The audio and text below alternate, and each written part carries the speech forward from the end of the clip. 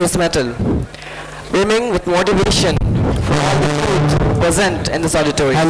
Hello. This reminds me of something Lala Lajpat Rai once said. You can have a hearty laugh because you are like the painter who paints his own picture.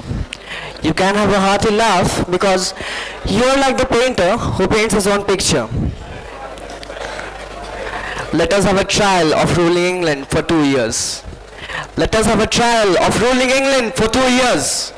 Only 24 months of Indian rule over the colonists. And then we shall see who laughs and who weeps. This was a truly amazing documentary showcasing the journey of India and what it has become, a Vishwaguru for the world. To carry on the program, I would like to hand over the voice to my co-anchor Manmohan Kumar. कि भारत ने कैसे एक टूटे, जरूरतमंद एवं आर्थिक रूप से अस्थिर देश से लेकर एक आईटी केंद्र बनने तक का सफर तय किया। भारतीय परिदृश्य से हमने देखा कि भारत ने कैसे ब्रिटिश उपनिवेश से लेकर एक लोकतांत्रिक, धर्मनिरपेक्ष एवं संप्रभुत्व राष्ट्र बनने का सफर तय किया। विभिन्न संस्थानों ने अपनी जिम्मेदारियों का निर्वहन बखूबी किया और भारत की यात्रा में स्वर्णिम अध्याय जुड़ते गए। प्रोग्राम को आगे बढ़ाते हुए मैं आपसे एक बार सोचने के लिए आग्रह करूंगा कि आप गणतंत्रता का अर्थ क्या समझते हैं। गणतंत्रता इस शब्द को सुनते ही हमारे मन में भारत का संविधान और उसका प्रियम्बल आता है, लेकिन इस संविधान का निर्माण कैसे हुआ, ये विचार हमारे मन में कभी उत्पन्न नहीं होता। आज हम आपके सामने जो प्रस्तुत करने जा रहे हैं वह आपके संविधान के नाम पर उठने वाले विचार को पूरी तरह से बदल देगा। भारत का संविधान 3 वर्षों के निरंतर अथक प्रयासों से बना। उसी का एक अंश हम आपके सामने प्रस्तुत करेंगे संविधान सभा की प्रथम मीटिंग के चौथे दिन के कुछ अंशों के रूप में। जय हिंद। शांत हो जाइए सभागण, आज की कार्यवाही शुरू की जाए। देखिए, आदिवासी होने के नाते मैं यह कह सकता हूं कि यह कदम मुझे संवार सकता है, बचा सकता है या पूरी तरह से खत्म कर सकता है। हमें हर हाल में आदिवासियों की जमीनों को बचाना होगा, इसीलिए इसे निश्चित तौर से संविधान में लिख दिया जाना चाहिए। ठीक है, जयपाल सिंह के कहने पर हम जनहित के बात जोड़ सकते हैं। अल्पसंख्यक समुदायों और आदिवासियों के संरक्षण का ध्यान रखते हुए। क्यों नहीं?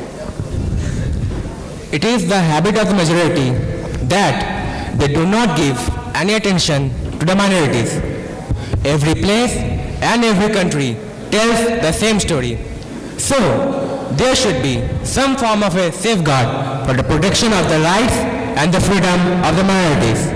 There should be reservations for them in the government and in the society. मेरे विचार से हमें समग्र रूप से देखना होगा कि अल्पसंख्यकों की हिफाजत व रक्षा के लिए अपने संविधान में किन किन आरक्षणों का प्रयोग कर सकते हैं, वह चाहे सामाजिक, धार्मिक, शैक्षिक व सांस्कृतिक क्षेत्रों में ही क्यों न हो।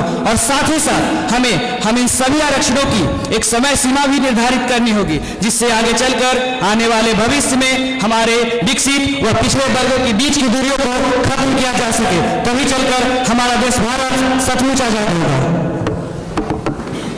मेरा सुझाव है कि चाहे विधानसभा हो या संसद, इन सभी के चुनाव में ये लाजमी कर दिया जाना चाहिए कि बहुसंख्यक समुदाय के हर एक उम्मीदवार को अल्पसंख्यकों के कम से कम वोट तो लेने ही पड़ेंगे, तभी उन्हें जीता हुआ माना जाएगा। लेकिन क्या आप इस तरह फिर से घुमा फिरा कर सेपरेट इलेक्टोरल्स की तो बात नहीं कर रहे हैं? बिल्कुल नहीं। इस कदम से बस इतना तय हो जाएगा कि माइनॉरिटी कम्युनिटी के कैंडिडेट्स अगर चुने गए तो उन्हें माइनॉरिटी कम्युनिटी के लोगों की भी सहमति लेनी होगी, वरना तो मेजॉरिटी कम्युनिटी वाले अपनी शक्ति और अपनी गिनती के बल पर हमेशा राज करते रहेंगे और अपनी मनमानी चलाकर रख देंगे। Such electorates are already there where only Harijans could participate. Then why any importance on this new matter? Fine. Now I'd like to have a voting on this matter. Whoever agrees with Ambedkar, please raise your hands. Okay, it seems that the proposal has only one vote.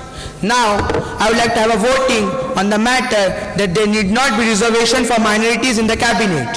Whoever agrees, please raise your hands. Okay, now those against it, please raise your hands.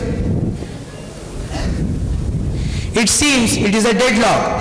5 people are against it. Now the proposal depends on your vote, Mr. President. अब आपके ही vote से फैसला होना है अध्यक्ष महोदय। मैं इस दलील के पक्ष में हूँ कि किसी जाति या संप्रदाय के लिए मंत्रिमंडल में कोई भी आरक्षण नहीं होना चाहिए। अगला मुद्दा है हर प्रकार के अस्पृश्यता को समाप्त किया जाने का। देखिए सभापति महोदय, मैं आपको बता देना चाहता हूं कि यहाँ अस्पृश्यता का अर्थ हर प्रकार की छूत अछूत की परंपरा से नहीं हो सकती। मैं आपको दावे के साथ कह सकता हूं कि कुछ हिंदुओं के अनुसार कुछ मुसलमान अछूत हैं और प्रलय के अंत तक वह उनके लिए अछूत ही रहेंगे। क्या आप कहना चाहते हैं कि अस्पृश्यता भी बरकरार है? देखिए अयंगर साहब, यहाँ प्रश्न मुद्दा दोनों यही है कि हिंदू समाज में क्या छूत अछूत की परंपरा है। मुद्दा यह है कि हर प्रकार के अस्पृश्यता को समाप्त किया जाए। देखिए, मुसलमानों को तो फर्क नहीं पड़ता कि हिंदू ने अछूत मानते हैं। आपकी सलाह से ईसाई और मुसलमानों को अभी भी अछूत ही रखा जाए? मेरा यह बोलने का अर्थ नहीं था, परंतु आपकी सलाह का यही अर्थ निकल रहा है। देखिए, आप सभी को तो यह बात मालूम ही होगा कि इस देश में कई सारे ईसाई हैं जिन्हें दलित हिंदुओं के भांति कई सारी समस्याओं का सामना करना पड़ता है। हमें समिति के उद्देश्य के बारे में साफ होना पड़ेगा कि हम यहाँ केवल हिंदुओं में अस्पृश्यता हटाने के लिए नहीं है, बल्कि ईसाई और मुसलमानों यानी कि सब में छूत अछूत मिटाने को जमा है। जी हाँ, अगर कोई मुझसे कहे कि मैं आपको नहीं छूऊंगा, इसका अर्थ ये तो नहीं बनता कि मैं अदालत में जाके इसे लागू करवा दूं, वो भी मानवाधिकार के नाम पर। नहीं, बिल्कुल भी नहीं। देखिए, भारत में अस्पृश्यता के कारण पहले ही कई सारी समस्याएं पैदा हुई है। अब ये हमारा धर्म बनता है कि हम इस चीज पर ध्यान दें कि अब किसी भी धर्म में ऐसी अस्पृश्यताएं चाहे पैदा हो रही, चाहे वो इस्लाम हो, हिंदू हो, सिख हो, ईसाई हो, चाहे वो कोई भी धर्म हो, वो कानूनन तौर पर खत्म हो जानी चाहिए। मेरा सुझाव है कि इन सारी असंगतियों और अस्पृश्यता की प्रथा को एक कानूनी अपराध माना जाए।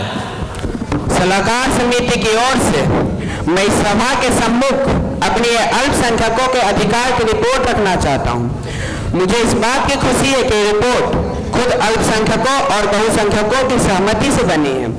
जहां तक संभव हुआ, हमने अल्पसंख्यकों की मांगों को पूरा करने की पूरी कोशिश की है। अब बस उम्मीद यही है कि हम सारी करवाहट को पीछे छोड़ एक नई शुरुआत कर सकेंगे।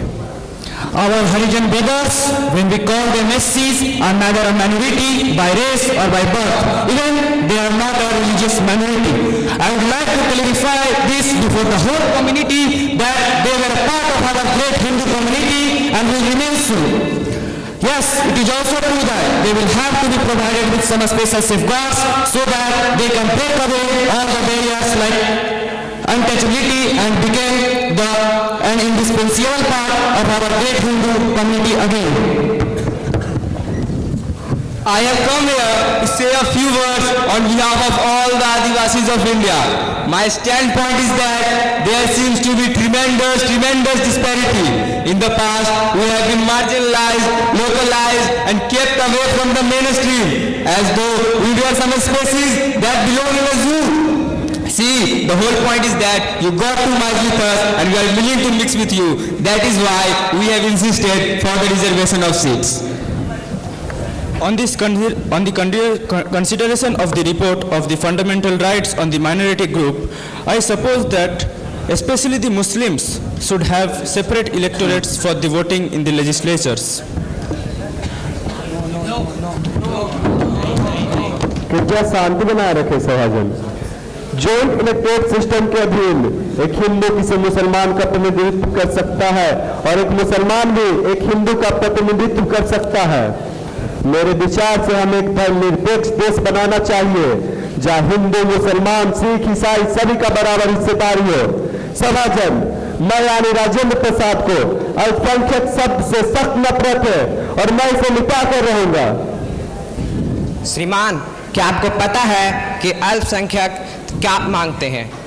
वे सरकार में अपनी हिस्सेदारी चाहते हैं। मैं आपको दावे से कह सकता हूं कि अगर आप उन्हें खुद से दूर करने की कोशिश करेंगे तो यहाँ एक सरकार नहीं बन सकती। आप कहना क्या चाहते हैं? मैं अल्पसंख्यकों के लिए सरकार में एक सही जगह चाहता हूँ। Reservation of seats today has absolutely no meaning, and reservation of seats for Muslims has absolutely no justification. After having seen the partition of India on the basis of religion into two countries, it could be said, after providing all the implementations in the Constitution, all the fundamental rights already provided in the Constitution, the directive principles of governance, after having done all of this, has anyone called upon till now for any kind of reservation?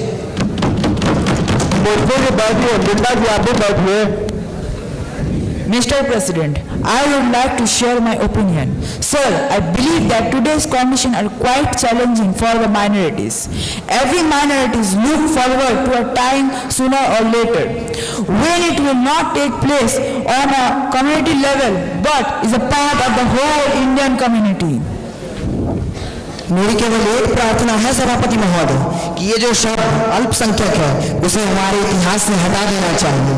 हमें जो यह 10 वर्षों का समय दिया गया है वह पर्याप्त है और मैं आशा करता हूँ कि इन 10 वर्षों से बहुत पहले जब हम मिलेंगे तो यही अल्पसंख्यक आएंगे और कहेंगे ना तो हमें विशिष्ट अधिकार चाहिए और ना ही कोई सहारा।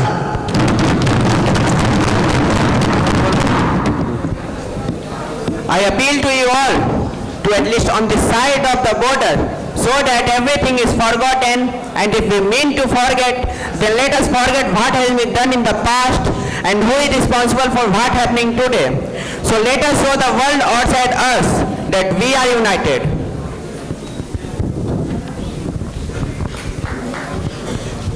देखिए सभापति महोदय, हमारी जानकारी के हिसाब से आज समाज 3 हिस्सा में बटल है। पहले वर्ग में है स्वयं हिंदू समाज के लोग और आखिर में defence class, untouchables, Harijans, schedule caste. लेकिन इस देश का एक बहुत बड़ा हिस्सा वो भी है इन दोनों के बीच में जिसको बैकवर्ड कहा गया है। मैं आपको केवल नमूने के लिए बिहार की बात बता दूं कि बिहार का सबसे बड़ा पॉपुलेशन बैकवर्ड का है, लेकिन सिर्फ हरिजन्स जो बैकवर्ड में गिने जाते हैं उन्हें ही रिजर्वेशन दी जाती है। देखिए सभापति महोदय, मेरा यही कहने का तात्पर्य है कि क्यों न इस आर्ग्यूमेंट को हम उन पर ही लागू कर दें और उनको भी वही सुख सुविधा और रिजर्वेशन दें। देखिए, मैं आज कहना चाहता हूं कि जो लोग ऐसा समझते हैं कि इस देश में बैकवर्ड नहीं है तो वो देश के भविष्य को, इस समाज की प्रगति को और आज के हालातों को अथवा मूल पर देख रहे हैं, आगे खोल कर नहीं। अगर ऐसा होता है महोदय तो मुझे बहुत भय लग रहा है कि कहीं आज के बाद शेड्यूल्ड कास्ट व पिछड़े वर्ग को आगे बढ़ने का मौका ही ना मिल पाए, क्योंकि आज के बाद ये पिछड़ा शब्द का अर्थ ही बदल जाएगा। दूसरी जातियों के लोग भी स्वयं को पिछड़ा बताते फिरेंगे, वह आरक्षित पदों पर अपना हक जमाएंगे।